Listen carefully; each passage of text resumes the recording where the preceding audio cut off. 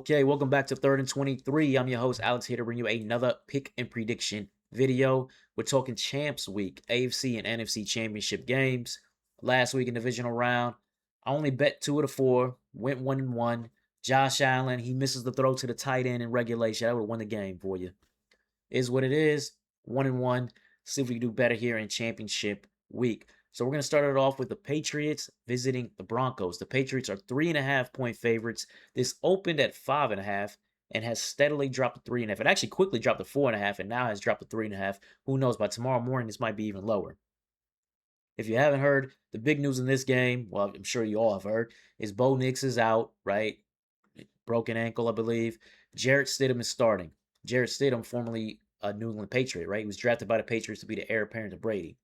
Now, Stidham, he hasn't thrown a pass since the 2023 season. So all of 2025, he didn't throw a ball. All of 2024, he didn't throw a ball. He's been on Denver though. He knows the system, you could at least say. He last played the season finale of the 2023 season, a bunch of backups in the game. So there's really nothing you could take from that. So who is Jarrett Stidham really? At Baylor, back in college, he started out at Baylor, and he looked good when he first started off, but he's going against weaker defenses in the Big 12. He transfers to Auburn in the SEC. He didn't look good to me. I was kind of surprised that he was even drafted at all. He's drafted in the middle rounds. I think it was 4th-round pick by New England to be the heir apparent to Brady. I'm not in the locker room. I don't know what happened, but obviously they could see that he's not really that guy. He can't really play, so he's no longer the heir apparent to Brady. He leaves the Patriots. He, I believe, moved to the Raiders. I think he was on the Raiders one year and has been on the Broncos for the past few years. And he is what he is. He's a clipboard holder, right? He's been a clipboard holder who will get in the game and he'll play if there's injury, but nobody's looking at Jarrett Stidham to be their starter. At least not yet. Maybe this is the game. Maybe this is the moment, his moment to say, oh, maybe this is the guy, and somebody else might try to get him in the offseason. But he's going to go against a top 10 pass defense in New England, top 10 in yards per attempt allowed, top 10 in EPA allowed this season. They gave C.J. Stroud fits last week. Obviously, there was no Nico Collins, but they gave him a lot of problems in that game. This is a game where Jarrett Stidham is going to be able to contend with this top 10 pass defense. I don't think he's going to be in there that much pressure. The Patriots don't have a great pass rush. But on that same note, you see inexperienced quarterbacks, at least inexperienced as far as starting goes, sit there on 3rd and long, can't get off their first read and take a sack. You see it all the time. I expect to see it in this game. So it's going to be hard pressed, I think, for Stidham to be able to move the ball through the air against the Patriots defense. Now, Drake May, on the flip side of that, we're talking about an MVP candidate, right? Against the Denver pass rush, best pass rush in football. First in pressure rate, second in sack rate, I believe. But Drake May this year against pressure, first in the league in yards per attempt at 8.9. This is against pressure only. Second in QBR against pressure, and second in explosive. So he's hunting big plays down the field. And I think we saw it with when he threw that ball to Butte in the divisional round against Houston. He's hunting big plays down the field, and he hits big plays down the field against pressure. And he should be able to hit big plays in this game. Because when we're talking about the Broncos pass defense on the back end, I know they're good. I'm not saying the Broncos defense is not good. But I talked about this last week. It's one of the reasons why I took Buffalo. These numbers are inflated. You got to look at who the Broncos face this year at quarterback. Cam Ward, Jake Browning, Justin Fields, Davis Mills, Geno Smith twice, Chris Olakodun, a practice squad quarterback for Kansas City. Take out Olakodun.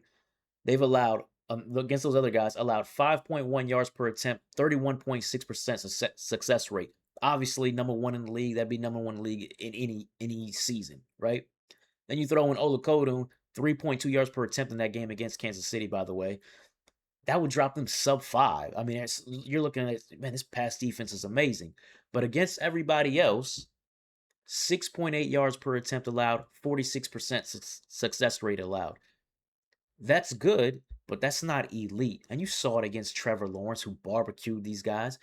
Jackson Dart, rookie quarterback, barbecued these guys. He hit big plays against his pass defense.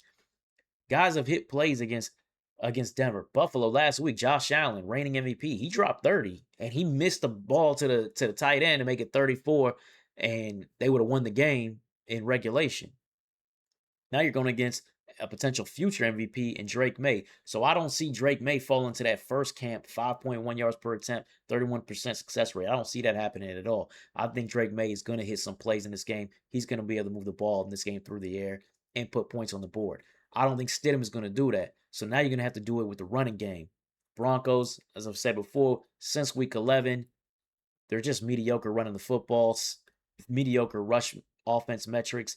And then against Buffalo, who's the worst run defense in the NFL, 70 yards, 3.2 yards per carry. They couldn't get it going against them. So I don't know how they're going to get it going against a New England rush defense that's better than Buffalo's. They're kind of only about average, but still better than what Buffalo has in stopping the run.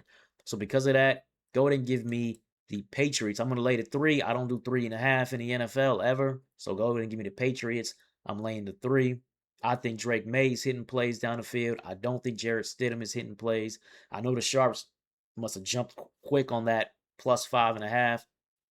So I guess I'm going against the money or going against momentum in this one. All right, moving on to the next game. We've got the LA Rams visiting the Seattle Seahawks.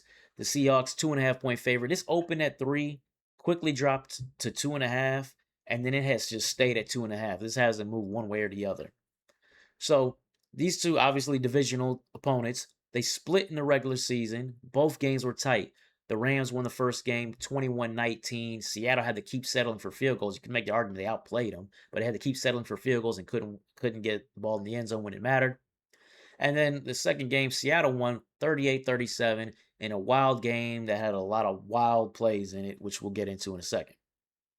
The only consistency that you really could see out of these both of those games is turnovers. I mean, you could say Puka had a good game in both of them. He had a great game in the second one. And JSN, he had good games as well. But turnovers is the biggest consistent factor in both of these. Darnold turning over the rock. He turned it over 4 times in the first game. He turned it over 2 times in the second game. He's turning it over. And that kind of coincides with how he's kind of slipped since week 12. 13th in yards per attempt, 15 expected points, 15th in success rate. Sam Darnold used to be, top 10, top 8 type metrics early in the season when JSN was on an absolute burner. You guys don't know, in the last 6 games of the year, JSN, I think he only had one 100-yard receiving game versus the first, 11 games of the year, I think he had 9. So, kind of been sliding a little bit of regression in that pass offense for Seattle. Now, the flip side of that, Matthew Stafford. Matthew Stafford is also in the MVP chase with Drake May. It's going to be one of those two guys I think is going to win MVP. He's going against some tough corners. Reek Woolen, Josh Jobe, really good corners. In that game in that Puka Nacua game, in the second one, when Puka went for over 200 yards, that work really wasn't on them. It was against the backup safety or the backup corners, against the safeties. He hit some big chunks down the field of Puka in those games. 457 yards and 3 touchdowns in that second game. You make the argument they should have swept them because in that second game, you got to say a lot of things broke right for Seattle. The Rams are up 30-14 in the second half. They're up 16. They look like they're the better team.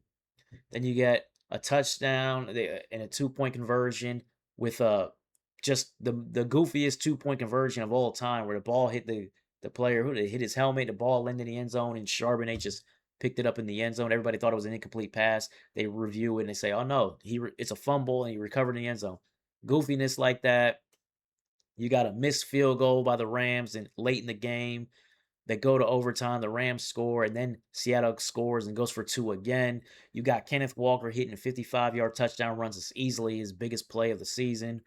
So there was just a lot of things going in Seattle's way in that one. I don't know if it's going to go their way the second time around. They're going to have to find a different kind of way, I believe, to win this game. They're going to have to probably find a way more traditionally to win it. And to me, it's going to be a running game. I think running game is going to really decide it. You got the Rams run defense, which is not that strong. They're last in stuff rate, mediocre, and basically every other rush metric. But they're going against a Seattle rush offense that's bottom of the barrel in terms of running the football. Kenneth Walker has his moments. Charbonnet is now out. But Kenneth Walker hasn't been consistent. This running game hasn't been consistent at all. It's been stuffed for a majority of the season. And then on the flip side, you got Seattle. They're the number 1 rush defense in the league. But the Rams are going to try to run. They tried to run both games against Seattle, not with great success in the second game. But they're going to keep hammering and keep you honest. And because I think they're going to keep hammering to keep them honest, I think that's going to still allow Matthew Stafford some opportunities down the field to throw the ball. Remember, Devontae Adams didn't play in that second game. He's playing in this one. So now you got Puka and Devontae against and on the flip side, a banged up Seattle offense with their offensive tackles are banged up. They're playing, but they're banged up. Sam Darnold playing, but he's banged up. Running back position, you're already down Charbonnet. You got Kenneth Walker in there only. Go ahead and give me the Rams with a +2.5. I think the Rams are gonna win this game. I probably would look to money line it, but I would to play it safe, I probably would take the Rams with a +2.5 and maybe sprinkle something down on the money line as I think they're the better team. I think they were the better team in both games. And, the sweep didn't happen, but I think they win this one. So, anyways, that wraps it up. If you like the content, please like, comment, subscribe, all of that, as you're going to see more pick and prediction videos going forward. Take care.